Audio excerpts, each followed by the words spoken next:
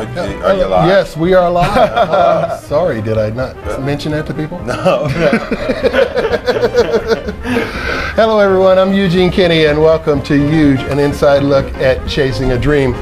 I've been a stand-up comic for almost 25 years now, and I have traveled the world, and I've seen places and done things that I could have never done without the stand-up comedy business. I love telling jokes, and I love comics, and telling jokes, making people laugh. That's what this show is all about. I've been everywhere. You don't know me, but I am legitimately a 25-year career comic. You have no idea who I am. And my point being is that there are so many comics out there that you never see, that never make it to Comedy Central, that never get onto whatever the late night television shows are. For whatever reason, they come through the business in 2 years or 3 years, or whatever they're in and out, or for whatever reason, you never see them, but they are very, very interesting people. Some of the best conversations, some of the best times I've ever had in my life, I've shared with other comics. So that's what this show's all about. We talk to young comics, and by we, I mean myself and my co-host Chuck Roy. Hey, hello. How you doing? The other half of we. Yeah, other half of we, exactly. Other person you don't know. and same situation. Been doing comedy for a long time. And nobody knows me. But that's this business. I enjoy that part. Yeah.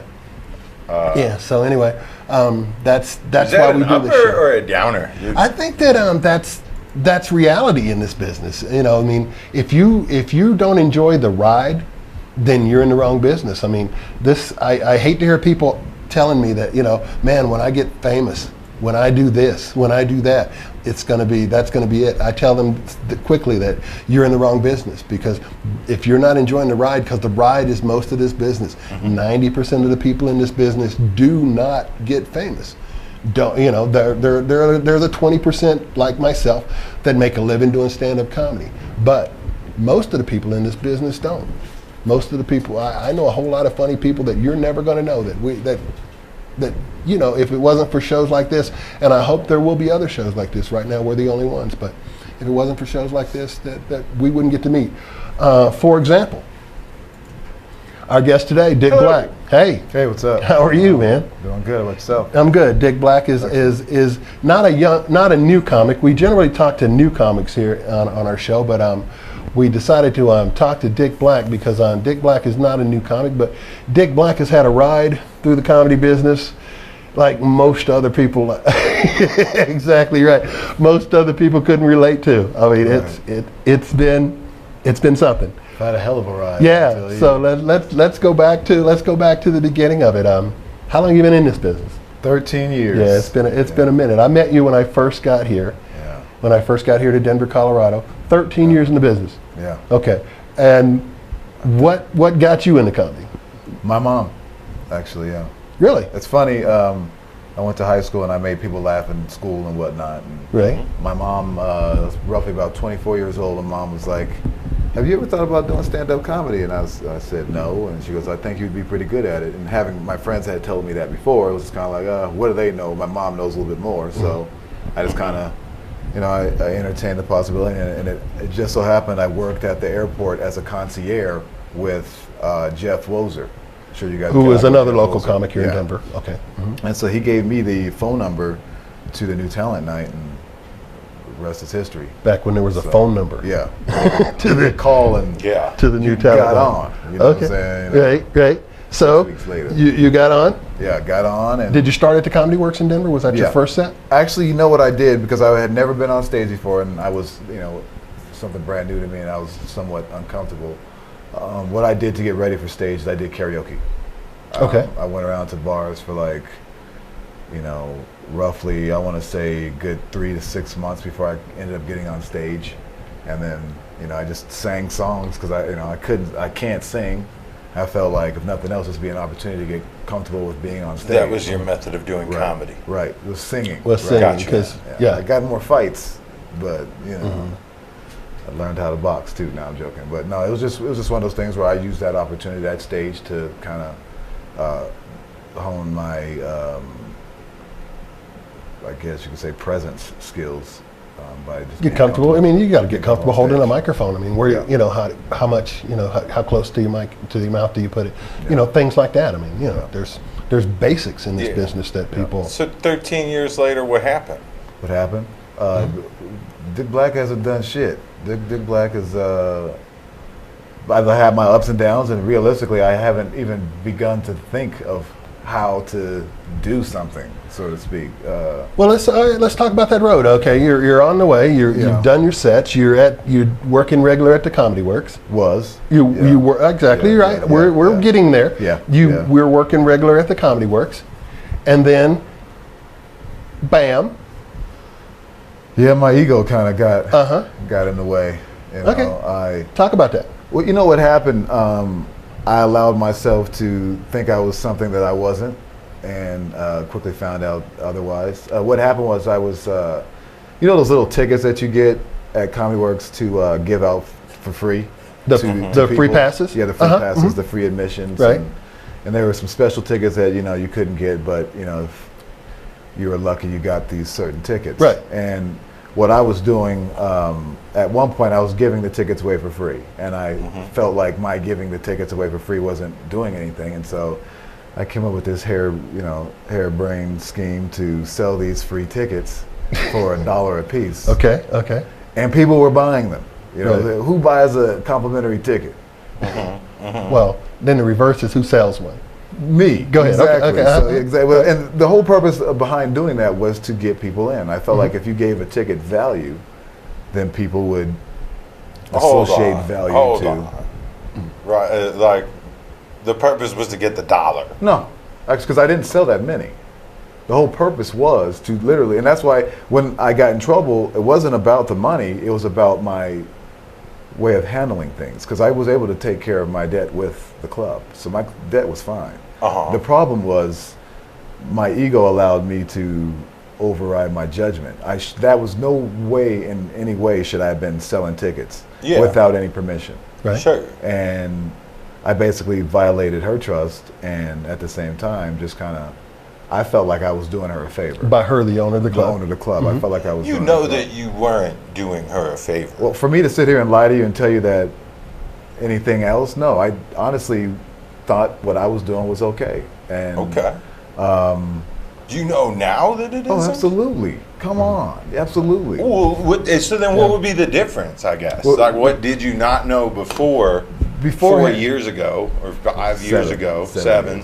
Years, So what didn't you know 7 years ago that you know now? Well, first and foremost, I wasn't trying to hide. So Okay. I went out as Dick Black and told people this is what I was doing. So there was no deception at any stage in what I was doing. So charging the $1 for a complimentary ticket was deceptive. well, Did you tell the people that they Yes. that they were complimentary tickets? no, I didn't. So- and for the ones that did ask, I did. I didn't get a barrage of people asking me if this was a complimentary. We'll just be friendly here. Yeah. I have no interest in it. I mean, I don't give a shit. Right. You did something, whatever. That's stupid. There's a hesitation to get to the honest part. Like you knew what you were up to when you were adding the $1 charge on a complimentary ticket. There's no doubt you didn't. I guess what If you're smart enough to figure out how to sell a complimentary ticket, right. Well, then you and know I'd what be you're smart doing. enough to know what I'm doing. And to be honest, I guess you're not seeing it from my perspective. For somebody who is knowingly going out and doing something that is wrong, so to speak, why would I attach my name to it? Because ultimately it comes back to me. Yeah, I didn't know why you would. And because honestly, I felt like what I was doing was okay. I wasn't spending the money. The money was tucked away nicely where it had been. Okay. And so when it came time to, paying my debt, I did. What I didn't take into consideration is, for one, get permission. Two, my goal was to just show some initiative. That was my whole purpose of that. Sure. Was to show initiative. I had, and give you a little bit of background of me selling tickets for free. I did do door-to-door sales, and I had sold packages here and this, that, and the other, and I was responsible for sending an influx of people into these various businesses. And sometimes the business wouldn't even appreciate that. Well, that Like wasn't when I bought a mobile car from you, You didn't buy one I from me. bought You don't have a mobile car. card from you. From my friend Wilson, I borrowed his car year after year to go to Red Rocks. And then when I brought the car, it didn't work. You made amends. I mean, you made it correct. But it, you know, like this is what I work for that company. So for what it's worth, yes, and you're right. Exactly, you're exactly right. And that's one of the reasons why I stopped working for that company. Was for that reason. We sell X amount of cards. It's $69.95. Right. Here's what I care about. When you go tell jokes about this, right, are you going to tell the truth? I have told the truth. The bottom line is I shouldn't have sold the tickets.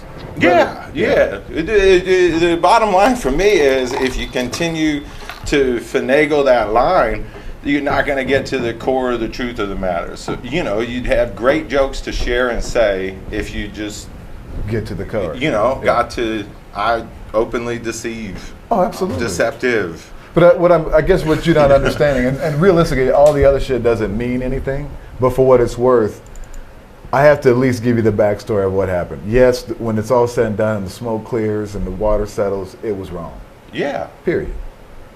Yes, I made a huge mistake, but I allowed my ego to get in the way. Had I had just paid the money and kept going, I wouldn't be on the outside looking in. But because I thought I was doing her a favor, I allowed my ass to basically override my better judgment, and that was the end. So, I mean, yes, what I did was wrong. At the time, I thought what I did was to help bring asses into the seats. So, let's say now, I mean, like I said, we have an audience of young comics. You know, what can they learn from this? What can you? Well, for one thing I've learned, there's really no easy way. There's no shortcut. Just get out there and market, do as best as you can to let your friends know about your comedy. The hardest thing about this business, really, I think, is getting asses in the seats. Excuse me. And I think it's because there's so much comedy going on, and there's so many people to follow that really no one knows which direction to go. Right. For a comedian, he needs to try to build a brand so that he can have people follow him, and more importantly, support him. Because in comedy, you know, when you first start doing comedy, you got maybe 15, 20, 30, maybe 100 people that will come to every last one of your shows for a year, maybe 2 years. Exactly. And then slowly but surely they start to fall off. Right. And before you know it, you've got 3 people that are going to come to any of your shows, and you're trying to figure out why. What I found out a lot was they don't want to see the same material from the other comedians. So typically they don't want to come support you. So as a comedian, build your craft, invite as many people as you can, and just try to keep it fresh. But more importantly, know that these people are here to support you. And if you can, get your own room so that you can have that support. And then when the opportunity presents itself to open up for somebody like you or yourself, you can bring those people to those shows so you can showcase to the other comedians that you do have a following, that there is somebody that is trying to watch you grow and, see your shows. That's what I would say. And then just be smart. If you're gonna think of something harebrained like what I did, get some, clearance. Talk to the right people in charge. Because you were on a rail, you were on the fast track. When I first got to town, I mean, Dick Black was the black guy.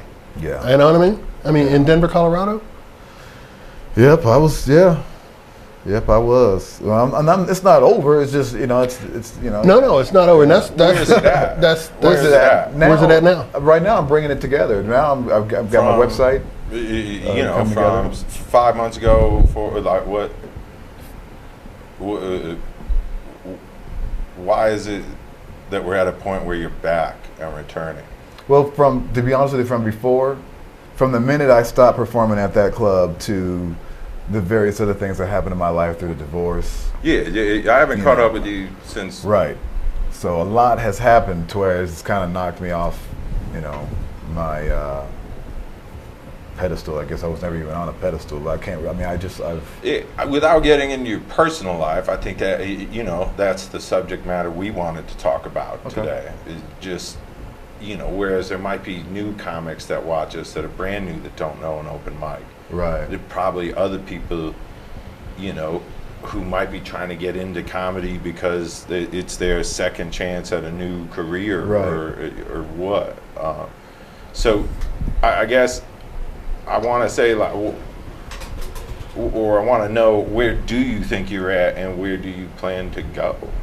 Well, realistically, right now, I'm just happy writing new jokes and getting them to work and getting booked here, getting booked there. What my goal is right now. For other comedians who might, people who are into the scene, where do you think you're at as far as comedy goes? Are you headlining rooms? Are you, getting back into, where do you think you left before, Right. Honestly, divorces that happens to a lot of people. Personal life takes a lot over. of comics, yeah. I mean, And so, I'm trying to give somebody who's watching now, say, a bookmark in your life. Right.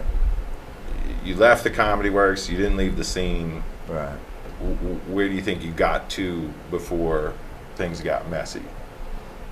Were you headlining, featuring? I guess just. Well, I guess at that time I was featuring. Okay. Yeah, and I was just trying to make my jump, if you will, to a headliner. So yeah, I was featuring. And so for people who aren't like layman's terms, you had a bunch of material. Mm-hmm. What was it about? At that time, it was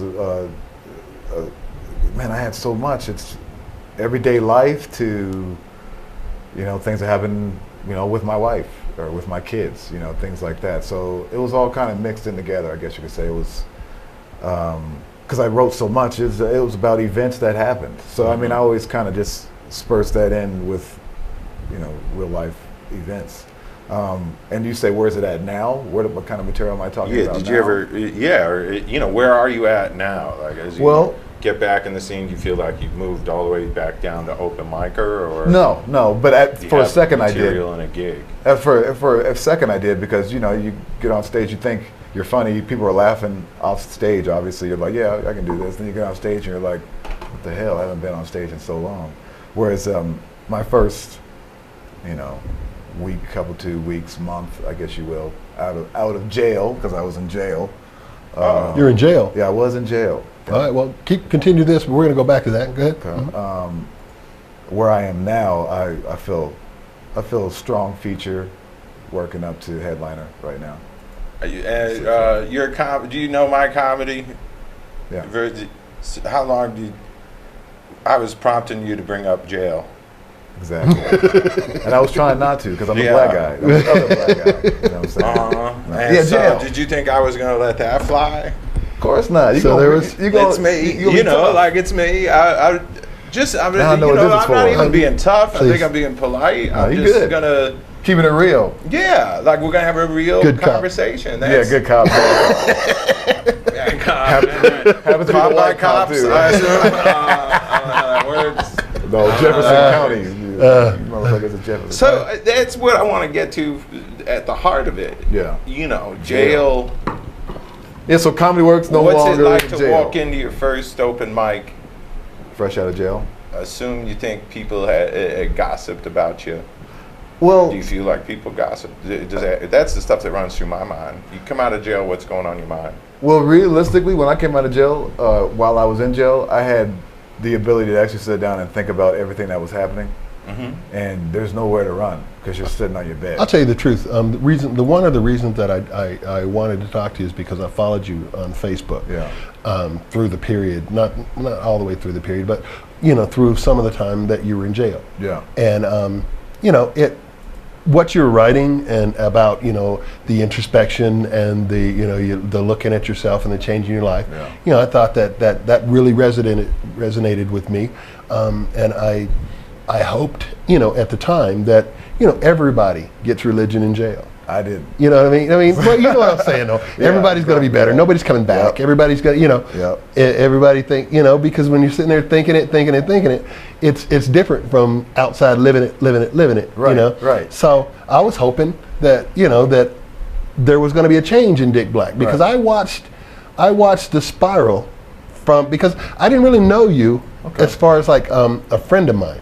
But when you get into town, into a comedy town, or like I came back into town from LA after several years, you look at the lay of the land, and as a black comic, you look at who the comics are, who the competition is, who are the black comics, and like I said before, you were the black comic, you were the guy to shoot for, and then there was immediately immediately. I mean, immediately after I met you, the fall started. Yeah. You know, and it went downhill quick. It went downhill and kept going and kept going and kept going. And I was like, you know, I was hoping Dick was going to catch himself. Yeah. And then when I found you on Facebook and I saw, you know, your writings on Facebook and you were doing some time, you know, in jail. I had the thought. I thought, wow, that's the bottom. That's got to be the bottom. I hope Dick comes back, because, to be honest with you, I love your comedy. Thank you. I mean, I love your stand-up. You know, there's no doubt that you're a very funny comic. Thank you. You know, Appreciate that. I tell you one other thing though is that, you know, Google Dick Black. Yeah. Comedy ain't the thing that comes up for like 6 pages. You know, I mean, True. And that's just Dick Black. Yeah, Black Dick, exactly. So it's like, you know, comedy. It's hard to find some Dick Black comedy like on the internet. Perhaps. If you know me, you know I don't Google Black Dick. Try what twink. Yeah, exactly. Yeah, that's a whole different thing. Czechoslovakian soccer team. We need to go to pay bills for 50 seconds. Let's pay some bills. It's funny.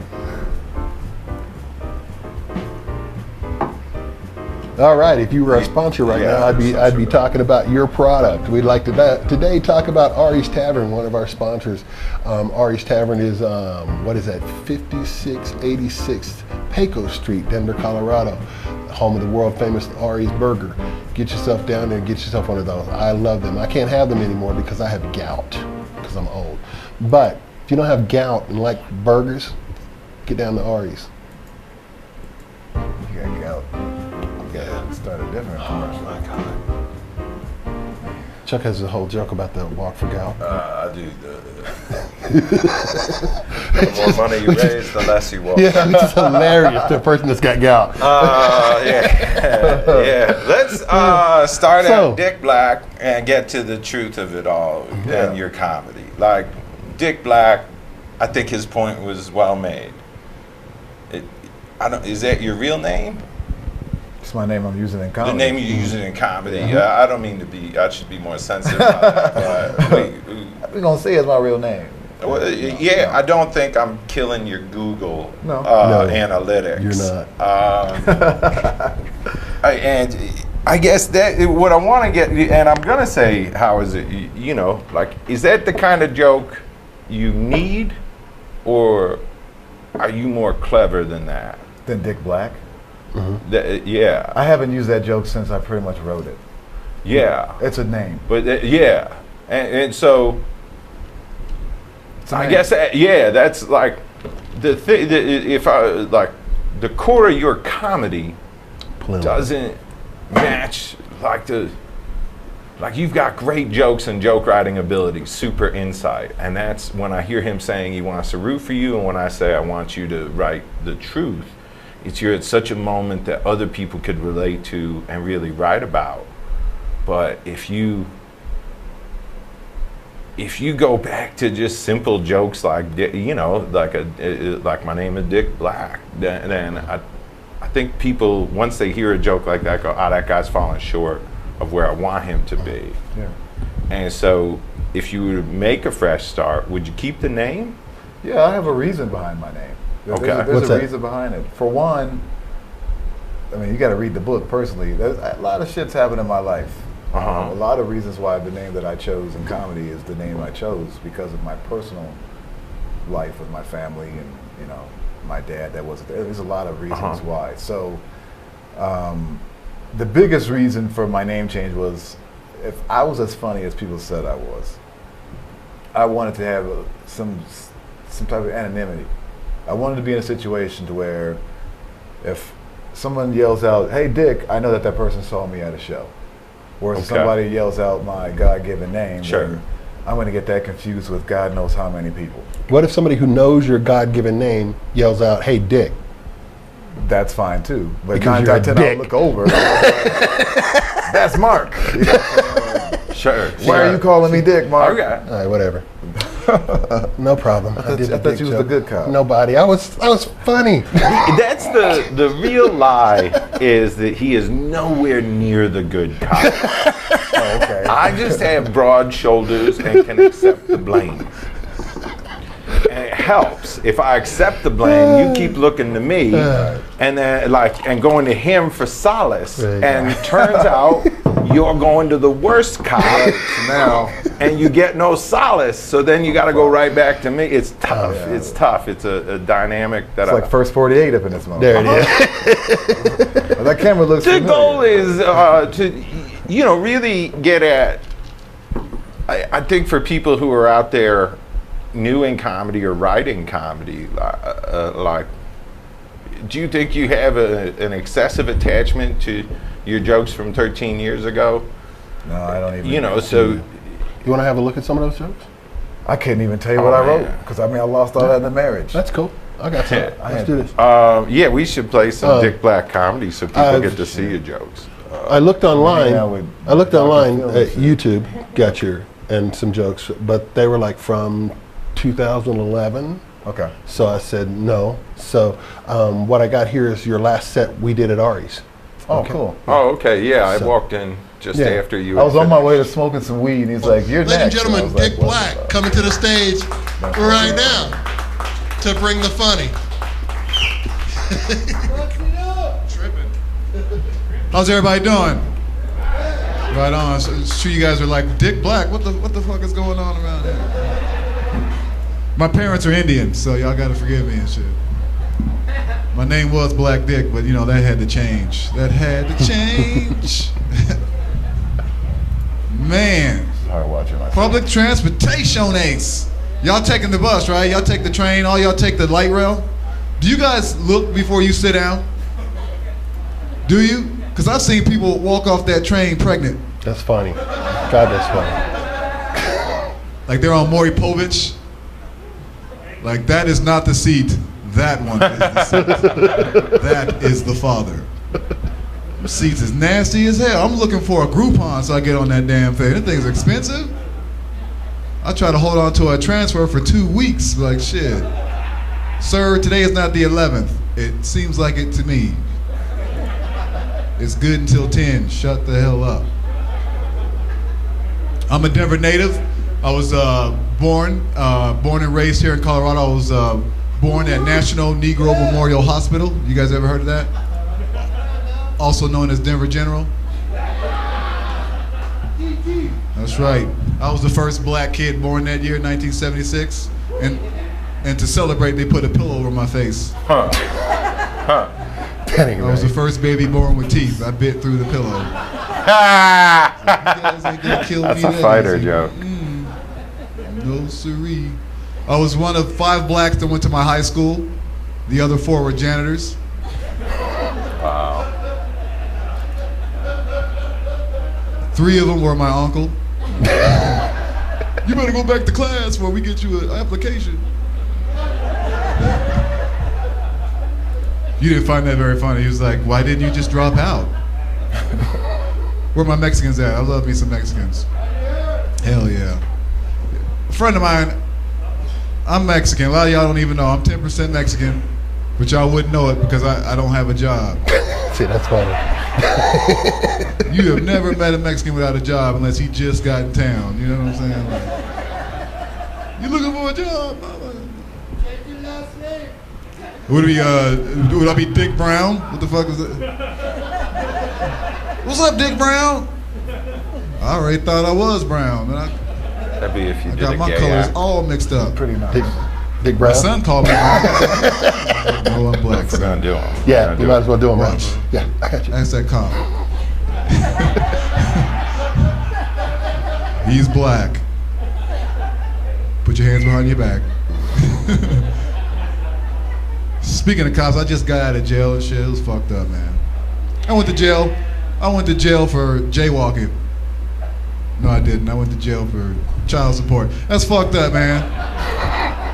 Like, there's far worse shit that you could go to jail for, and child support should not be one of them. Especially when you pay directly to the mother. You know what I'm saying? Like, they don't want that. They want that shit in the registry so they can take their cut. You know what I'm saying? Like, everybody want their money. And one thing I learned in jail, do not take a shower without shoes. Seriously, like I saw like 5 dudes walking around with fat ankles. I thought for sure they had gout. Turns out they had pregnant ankles.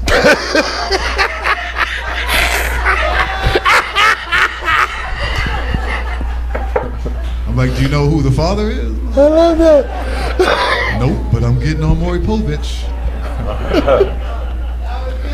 Shit. Gang member, you can't wear condoms in the shower. I mean, damn. I mean, who jacks off in jail? You know what I'm saying? Like, when I was in jail, my dick started to get hard. I punched it. Is completely to cut off the drunk people yelling. Do you know where the fuck we're at? I like how you've angled them out. Yes, I got If you're wondering, when you if I remember correctly, yeah, they're right over there to each other. You know what I'm saying? Like, That's where the drunk guy was. Down left You try to is get where the hard, drunk I will is. The elbow dick your is ass. talking to everybody else. I'm glad in I had the bar erectile room. dysfunction in jail. You know what I'm saying? Like, yeah, my dick don't work for nothing. Thank God. I got a colostomy bag. Shit. Yeah, it's fucked up, man. They got gangs. I didn't even know.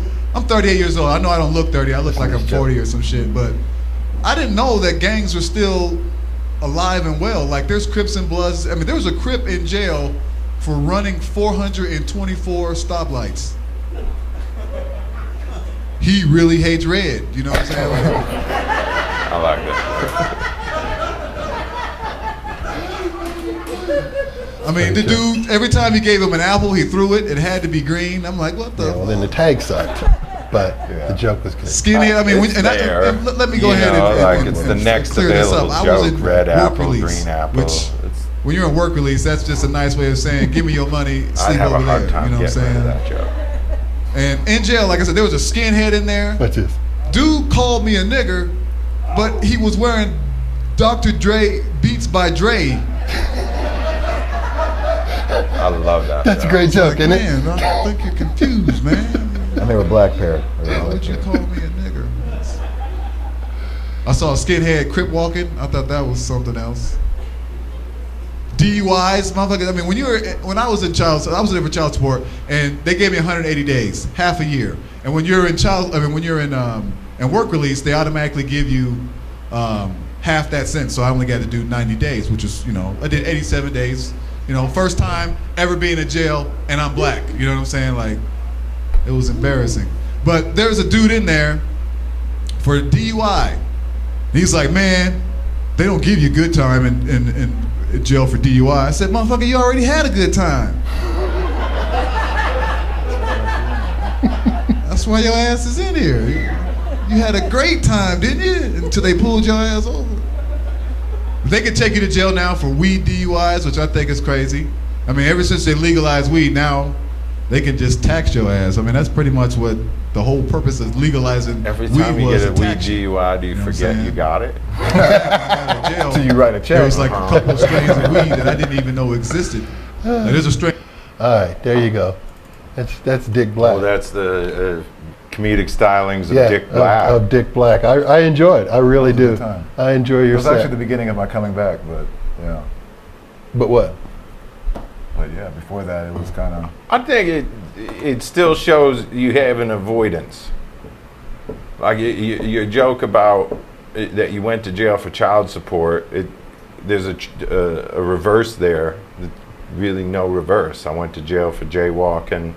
Well, actually, I've written I on went to to that jail joke. for. I mean, yeah. So I've extended it since.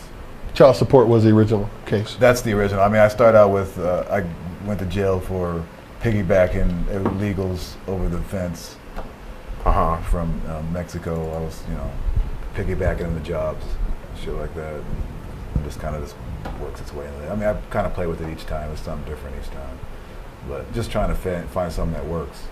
That's what these open mics are for. Just coming out here and trying to figure it out. Yeah. I guess what will be the new, like, what's your act going to be about now? Are you going to, I mean, I guess I want to say I'd rather hear you tell the truth about what happened. Oh, I didn't have that. Than do something like that. Yeah. Like when to me, when you do something like that, it's like a gay comic saying that, like tricking people into finding out they're gay. Like or putting you won't like me because I'm gay in front of Right. you're saying to the audience, you're not going to like me because I went to jail. Right. And so if you're basically communicating to them, you don't like me. Right. And so that's one of those barriers I wonder if you were to remove. and if it, and I think it appears a lot in your comedy. Okay. Like you don't believe feel like people you're what? will like you. You think so? Maybe I see the same pattern of a misdirection. Like I'm here about to tell you the truth, but first I got to tell you a lie, a joke, a misdirection, and so. Well, that's what I wonder is if you were to get honest about that you spent a life misdirecting. You could say I was a con man. Right. And you don't have to have been one, but you could analyze your life and look at that like that and go, now if I own up to all that, what can I joke about from there? Because your prison jokes are very funny, and there's a way to share those. And also, like some of them are very real and funny, and those are the ones I think we laughed out loud the most. Yeah, and realistically, for what it's worth, that set is one particular way I told the joke, and then I have another way. I mean, I have 3-4 different ways in which I tell that joke. Correct. I mean, because when I have I have the same amount of experience watching jokes as you have telling them. So I've watched your jokes, and I'm not just calling on that joke. Just in general. To offer you the insight and or the request or what I want to know. I used to tell fake jokes. I have a whole, 20-year history of a fake routine. Right. And now I have a routine that, I'm in search of stuff that's a little more true. Okay. And I feel a connection to what I would say is my real audience. People who like me for me and the jokes that I tell for what they are, as opposed to the jokes I used to tell about being puffy and big and tall jokes. And I had a fake little brother, to get a point across. It was easier to say I had a little brother than say this is my best friend, or a friend of mine. Right. So, and in that era, I was also really not trying to tell the truth about or I couldn't tell the truth about what was going on in my life, so I think you have some of the same things. I don't want to compare one to the other, but you said, a black man coming out of jail. That's the first thing I didn't want to be. Like when I was a gay comic, it was a gay comic. The last thing I would want to be is a black comic coming out of jail, known as the jail comic. So I could hear you trying to, I guess, be sensitive to that stigma, all while getting ready to have to make jokes about it. Well, see, the joke, the joke is about having never been to jail for anything, and here I am in jail for child support. So the whole point is trying to make light of the fact that I almost got a check and a record from Guinness Book of World Records for being a black man who haven't been to jail. I was this close to being there. Yeah. So I've never been to jail.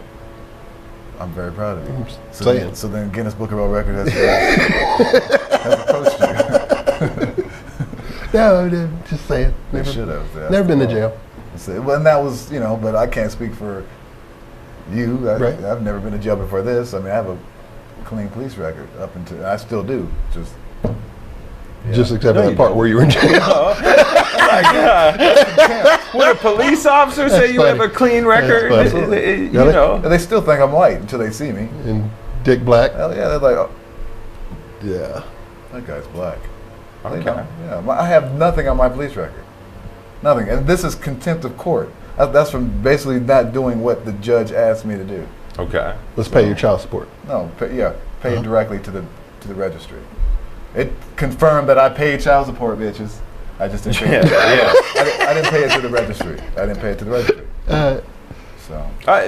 Again, like I don't want to, That's still my fault, though. I fucked up. You know what I'm saying? Like, damn.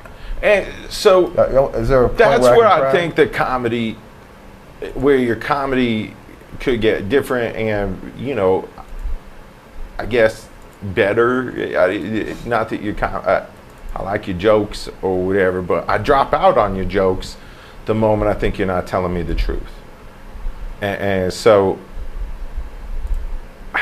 what happens next for you? Like, how do you rekindle your career, and what would you do if you could have all your hopes and dreams?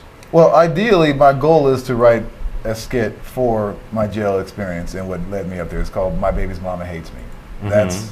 That's in itself is its one thing, and the other stuff that I want to do is mostly about topical humor, things that have happened, you know, whether in the news or things that have happened to me directly or being with friends. Yeah, you do. I mean, you write good jokes about what's in the news. I think Beats by Dr. Dre is one of those things I've been trying to write a joke about, because while they're not in the news, and they were for their sale, but they're on everybody, and that to me is the news I try to write. So we know you can write topical jokes, and if you and put them in your act. So let's get back to the jokes about how did you get to here? How did I get to here? Is, I mean, to where we are today. I mean, honestly, it just.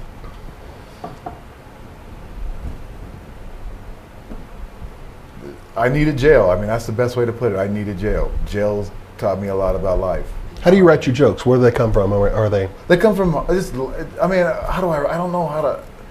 I don't know how I write my jokes. I mean, physically. I mean, do you do it on a phone? Do you put it phone, on a pad? paper, do you phone, put paper, it on I can do both. I got a little notebook and my phone. I got like 200 and some odd jokes on my phone right now. Right. So then how do you write your jokes? You were struggling to answer, or you know, there was something else you were trying to answer. Yeah, I guess what I was trying to say, like, how do I write my jokes? I mean, just life. I mean, my every day, every instance is a influence, if you will. So I just write what I observe.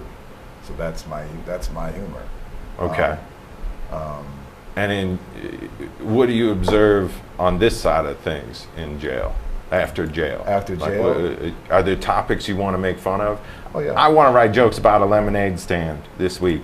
I can't seem to make it funny. Right. What jokes are you not making funny that you'd like to make funny? I'm actually, it's so crazy, but I am writing. It's ridiculous how these jokes are coming out. Like, I just wrote a joke about coffee. I saw, was it 12 Years a Slave? And we were sitting at some place, and I was looking at this coffee, and this one person had black coffee, the other person had coffee with cream, and I was thinking, well, if you were to, you know, classify how would you like your coffee, would it be house or field nigga? You know what I'm saying? And house nigga is obviously the coffee with tea, with the cream. So it's like, how do you say that, you know, without upsetting the blacks and at the same time getting the laughs from the whites? But well, let me just say that you don't say that, because that's so far below dick black standards. The whites I can't even are going to tell you. applaud.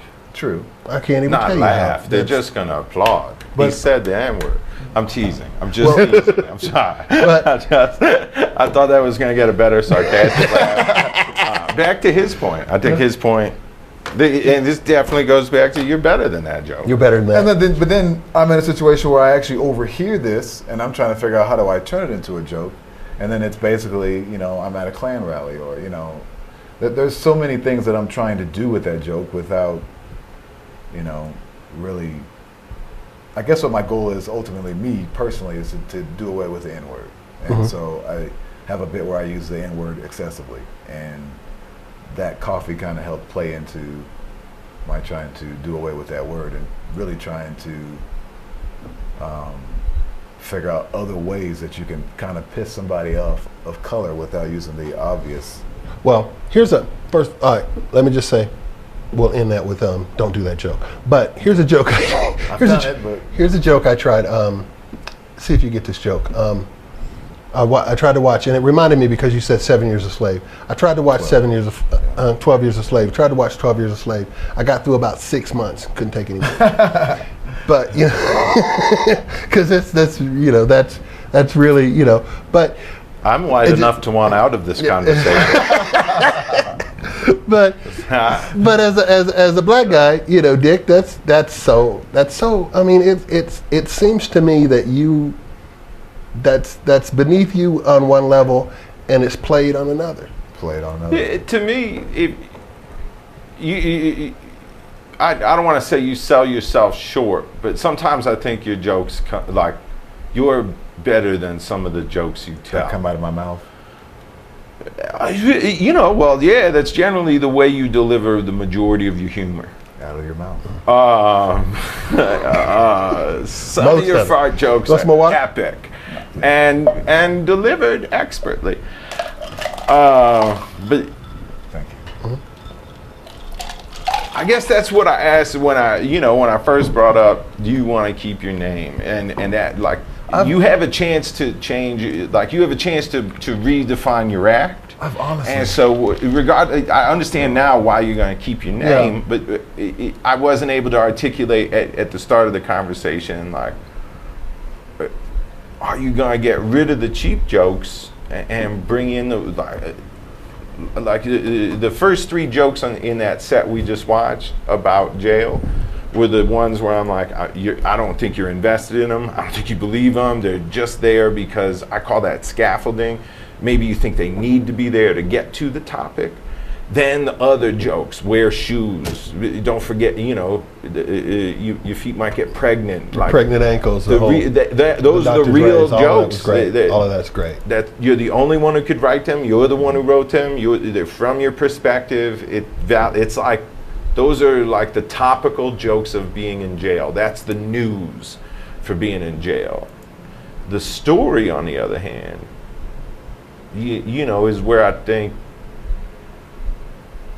you try to tell us what we want to hear out of fear we won't approve who you are. Like, I'm going to not tell you I was in jail so you like me, and then I'll just, when you like me, I'll tell you I was in jail. So then what I'm suggesting is maybe explore a routine where you could give a shit about whether they like you or not. Like, Well, I've who actually cares if accepted they it. like you? You have the skills to get them to like you anyway. Well, see, go ahead. Well, having not watched that set before, I see exactly where you're coming from. Having not watched that set before, absolutely, I come off as, will they like me after having been in jail? So it's fair. It's fair. It's definitely. Scary. It's this you're not is new. you're not Why am I having telling these people this? feelings that anybody's like, duh, just walk out of jail and back on the stage, pal. Like it's. And for somebody who might be trying to relate, it's walk out of the divorce and right back on the stage. Right. You have both those stories, or a mess. Like for other people, I think they could relate. I mean, I know it wasn't a funny divorce because I was there, I saw it, but there's some jokes that could come out. Oh, there's a lot of hilarity in there. I have to get back to my rage days. Yeah, what do you got to do to tell yourself you're a better comedian than Well, I mean, and that's some of what you do? You're better than some of what you do. I agree, but I mean, at the same time, for me, I'm having fun with it. I'm not when you say about a new beginning and me potentially changing my name, so to speak, I've actually entertained that idea. I figured. But I don't really know. I haven't really thought about how, because I've done so much with Dick Black that I don't know how, I guess. So it's one of those situations where you've built 13 years on a name, and then all of a sudden you say, okay, I'm not going to do that name anymore. But you don't have to do that. You don't have to do that. But you had said you want to tell, you want a routine that explains why. What was the title of the routine? Why my wife? My baby's mama hates me. My baby's mama hates me. So, one could guess some of the reasons she hates you go all the way back to the core. Before you even got into stand-up, you were probably starting to build some of the traits, whether it's relationship skills or a lack thereof that might cause, or relationship skills that don't, are formed off of not having the skill set. You made them up yourself, and maybe they didn't work before. To make fun of those, while you have a chance to rebuild, or probably the duty to rebuild real life skills that work, and succeed for you. And I wonder how that applies. Is that the kind of stuff you're going to talk about, or just let it happen and then apply to your comedy? Honestly, I mean, the goal is to get that out, to get that experience out. The whole jail experience, the marriage. I mean, honestly, in a sense, marriage is jail. It's its own sin. So Yeah. I mean, honestly, I was in work release when I was married. I mean, Yeah. That's funny. I came home, I paid rent, and fucking, you know what I'm saying? Or I didn't pay rent, and I got fucking evicted. You know what I'm saying? It was work release. You got to be careful about where you release. Right. And That was got to come back to sleep in his bed. Yeah. Except for the 2 kids. I mean, but yeah, and that's the kind of stuff that you kind of you think about when you're in jail. You're like, You guys want to pop a caption? Yeah. Right. pop a caption? Pop a caption. We're almost done. Yeah, we're about done. We gotta play this out. Yeah, just like what it sounds like. We're just going to bring up some pictures, and then we're just going to whatever first thing comes in your mind, quick as can be. And this is Dick's new PR car. I don't have a license. But it's good for you, man. It's They have Wi-Fi. good marketing. like this. JB. Before we make jokes, can we just discuss what was the goal of this for the driver? Pulling people over that are on their Facebook. Really? You think? The Facebook cop. You can't like that. You can't. Like that. Yeah. Stop tagging me for shows I'm not on. Oh yeah. No, no, I will not play Candy Crush. Oh, God. Yeah. All right. Whoa. Naked and afraid. Mom? What row do I buy an ass in? 24-hour fitness is which way? Oh, my God. What aisle is he in, by the way? They don't. Meth. Right? Yeah, That's just he's in the meth. meth aisle. They told me I could find underwear on this aisle. Oh, my God. What the hell? Is that Nick Nolte? That's a guy, right? That's a guy? I believe a man. Yeah. I don't. I'm guessing. I hope so. That's not a good ass. Somebody shit on the United States. What is that? The states are on fire? This is the mobile territory for hell. Is it a Johnny Cash tour? Ring of Fire? Oh. Oh, I like These that. are all the places you can't get with T-Mobile. Yeah. Or cricket? Awesome. Spotty service for cricket customers. This is where all the Honduran children are sneaking to. By the way, look at that. They're just down there in Arizona Yeah, sneaking you see up how it west. gets darker and then lighter as white people move out? I guess. I don't know. This could also be a chart of food truck activity in the United States. Is that Kentucky Fried America? Why is Colorado so dark? Is that Shingles? You never hear that said. Yeah. Anyway. We're on the wrong side of Federal Boulevard for that conversation. We on fire? She's finding them off of it. Oh my God. The face is 70, but the boobs are 35 at the Yeah. max, man. Check Like that out. lifestyle lift. Yeah, that last map is a chart of the sun exposure that leads to that face. Miley Cyrus and Hannah. Oh my God. Future Miley. Miley's mom. Well, Let's see. okay. That's There's Miley's sister. Sandra Bullock. That's that movie, right? Ah. Yeah. I love that girl. I just forget thought which it one was- name of the movie was, but I like that actress next to her. Look What's her how name? clean and new their clothes are. Well, The they're Heat homeless. is the name of that Yeah, that's movie. I just said the new homeless. That's, Oh, I saw that. I saw a scene that was funny as heck when they got drunk in a bar. And it's so wild because the girl on the right there is always getting guys. Guys were coming up to her. I mean, she must, I don't know what she's got between her legs, but guys love it to death.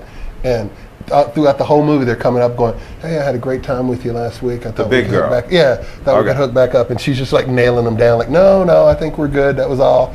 We're great. I appreciate your time. Have a good time. But it was very, very funny. I can't believe So it. if you can quote a scene from this movie, you're surely married in a heterosexual True that. relationship? Yeah. Oh, yeah. Okay. That's the reason why. You're so right. Looking at the map and can't really believe there's no coverage for their cell phone. For sure. You've got to be kidding me. Whoa. I guess he really wanted to get pulled That's over. right. I'm black. That's right. A black guy did it. He just got pulled over, didn't he? Oh, my God. Goodness Lord. Tattoo face. Yeah, he's in blackface, isn't he? I'm working on a minstrel show. He's on his way to meet Whoopi Goldberg. I don't know. Ministry does a minstrel show. I've never seen the band Ministry live. I just assume that guy's a fan. What the hell was he on to have gone through that? Lordy. Yeah. Well, we know what he we're drove back. to get to the tattoo parlor. If you would like a face tattoo, Yeah. please watch EUGE show next week. We're going to do face tattoos live. Oh wow, that'd be great, wouldn't it? Yeah. Yeah. Let me get my pen. Which side do you want to start? You want to do some prison style tattoos, buddy? We'll heat them up. How'd you sneak that in? It was Papa Caption. I had an ink pen. There was a guy with ink all over his face. I like that. Well, I think we Yeah, I learned think we're a there. little bit from you, Dick. Yeah. Dick Black. I do want to say I was wrong for that whole Comedy Works thing, and We get that. wrong. Obviously, Yeah, you came across as it was that. wrong. Shit. Exactly. Yeah, that's not our business. It's your amends are made. I wonder how you're gonna let that go, and I just need to get down there and talk to her. Yeah, I mean that thing's been biting you for what, 7 years now? Yeah. It's amazing it hasn't turned into cancer. Yeah, for sure. Yeah. For sure. That's shit'll grow in you. Yeah. So, it's one method. How much material do you think you got now? If you're dumping your old, somebody wanted to book you, how much time would you say you had? Well over an hour. Okay, so you're trying to what's it going to be to headline? Is that the goal? The goal is to work out all the little rough edges so I can make that happen. Mm-hmm. And I'm putting together What do you think the rough edges are? just the jokes here. It's good to hear your feedback about the jokes you guys think I'm beneath, and it kind of helps me kind of focus on what jokes need to be told. Well, if you look at, it's not just. I'm not judging. I don't mean that in a bad way. No, I'm not Yeah, saying. I'm yeah. not judging you in any way. I'm just saying that. If you look at the joke, the Dre Beats by Dre, the Fat Ankles, which is a great joke by itself, and a tag of a joke that you did before, Okay. and you compare that to House Nigga or, Feel. you see what I'm saying? Yeah. Just like that. Those two jokes don't belong in the same act. Sometimes I think It we doesn't. try to say what the audience wants to hear or what we think the world needs the comedian to say. Yeah. And in my latest experience, the world needs you to say what's true. They 'Cause want to know. What's true They from you is wanna funny. know. What 'Cause they comes can- off the top of your head as genuine is very, very funny, Dick. Is relatable. It is presented in a way I love your the style that you do your comedy in. I really, the reason I wanted you on this show is because I am a big fan of Dick Black. All right. And I hope that your comeback is big. I tried to take his last name out of the teleprompter so you would just say I'm a big fan of Dick. I don't know who. That's his ringtone. Somebody on the crew really helped you out and messed with me messing with you. Sorry. Thank you, crew. But like I said, man, I am a big fan of Dick Black. And before I let you go, I did want to tell you that I wanted you to know that the reason I brought you here. Most of the comics that we bring here are because I've seen them. I like their set. They're really young comics, and I want to mentor them. Okay. But yours wasn't that story. I saw your sets way back when. I liked your sets way back when. I saw the downfall way back when, and I've seen your set recently, and I'm a big fan. That's cool. I'm gonna say it again. I'm a big fan of Dick Black. Okay. I think that you got a huge career in this business coming, Cool. but you've got to tighten up. I gotta get it done. Yeah. You got to tighten up. Yeah. You know what I'm saying to you? Now is the time. Seriously, Shit, get off the it pot. is time. It's time to be real. It's time to be 100% real, and whatever it takes. So, Okay. anyway, thanks for being our guest on EUGE. Thank you for having me. I hope I didn't leave any stone unturned. No, I think we're there. I think we're there. That's me there. That's you. Yeah. All right, guys, thank you so much for watching EUGE, an inside look at Chasing a Dream. This was Dick Black. He's going to be back with us again. If you liked what you saw, please like our page on YouTube. Also like our page on Facebook, chuckroy.com. jokes.chuckroy.com. Check them out every day. Every day there's a brand new joke. I love it. So anyway, thank you very much for watching the show. We'll see you next week. Take care. See, I would like to do something like that.